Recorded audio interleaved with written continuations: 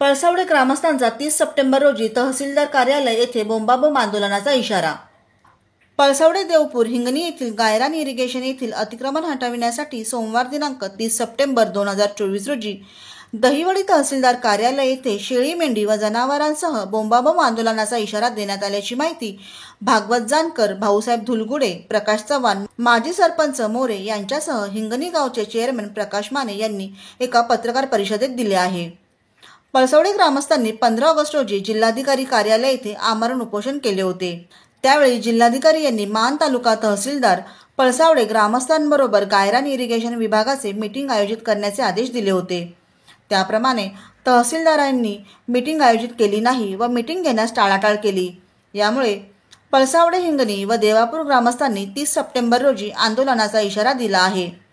गायरान व इरिगेशन अतिक्रमण केल्यामुळे शेळी मेंढी व जनावरांचा चाऱ्यांचा प्रश्न निर्माण झाला आहे। तसेच तलावाशेजारी शेळी मेंढी व जनावरांना पाणी पिण्यासाठी सुद्धा रस्ता ठेवला नाही। त्यामुळे जनावरांच्या चाऱ्याबरोबरच पाण्याचा एक प्रश्न निर्माण झाला आहे।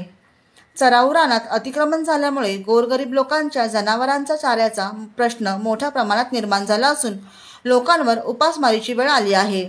याला कंटाळून पळसावडे देवापूर व हिंगणी येथील लोकांनी 30 सप्टेंबर रोजी शेळी मेंढी व जनावरांसह आंदोलनाचा इशारा दिला आहे। आंदोलनाला मोठ्या संख्येने उपस्थित राहण्याचे आवाहन देवपूर, पळसावडे, हिंगणी ग्रामस्थांनी केले आहे।